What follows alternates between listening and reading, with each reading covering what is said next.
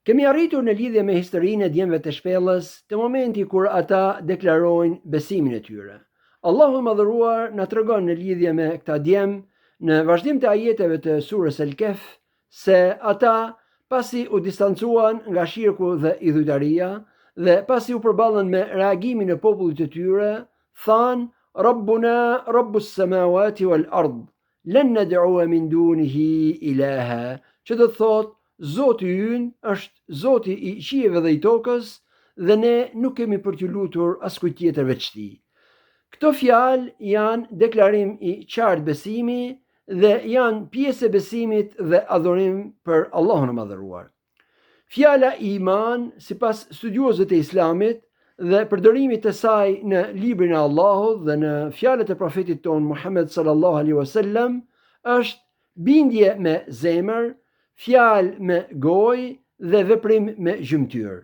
Dhe deklaratat e besimit bëjnë pjesë pikërisht tek fjalët me gojë dhe që të treja këto janë përmendur në lidhje me djemt, sepse Allahu Madhëruar si fillim përmend lidhje me ta bindjen dhe besimin e tyre, pastaj përmend distancimin e tyre nga shirku dhe idhujtaria dhe këto janë veprime, dhe së fundi përmend deklaratat e besimit dhe këto janë fjalë me gojë dhe gjithashtu rrethi i plot i besimit.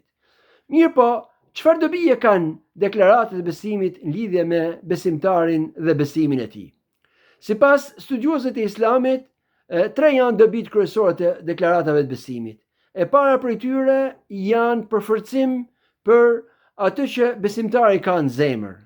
Dhe prandaj gjejmë se si Ibn Abasi radiallahu ta'ala anhu e këshillon dikë që kishte vezvese për shejtanin lidhje me besimin, të lexojë një deklarat besimi që është në surën Al-Hadid, ku Allahu Madhëruar thot huwa al-awwalu wal-akhiru wal-zahiru wal-batin, që do të thot ai Allahu është i pari, është i fundit, është ai i larti dhe është gjithashtu ai i afërti me krijesat e tij.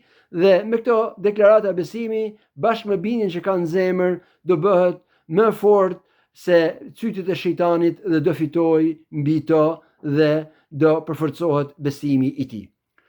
Kjo është e para. E dyta prej dobive që kanë deklaratat e besimit është se deklaratat e besimit bëjnë qartë ndarjen mes besimtarit ose mes besimit dhe mohimit dhe shfaqin qartë përkatësinë e besimtarit.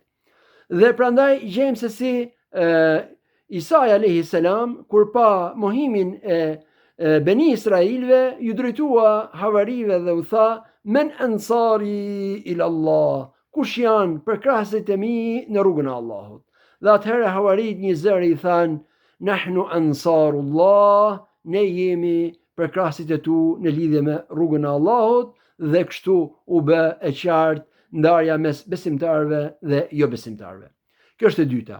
E treta prej dobive që kanë deklaratat e besimit është se deklaratat e besimit janë edhe ftesë për të tjerët në këtë dhe shembull i mirë për të tjerët për të ndjekur rrugën e besimit. Prandaj Allahu Madhëruar kur drejtohet sahabëve në surën El-Bakara, kur i përmend që atyre të deklarojnë besimin në Allah, besimin në libra, besimin në profet, për të mos bërë asnjë dallim mes tyre, thot Allahu Madhëruar fa in amanu bimithli ma amantum bihi faqad ihtadaw. Nëse ata do besojnë ashtu siç besuat ju dhe deklarojnë ashtu siç deklaruat ju, atëherë ata janë të udhëzuarit duke bërë këtë deklarat shembull dhe për të tjerë.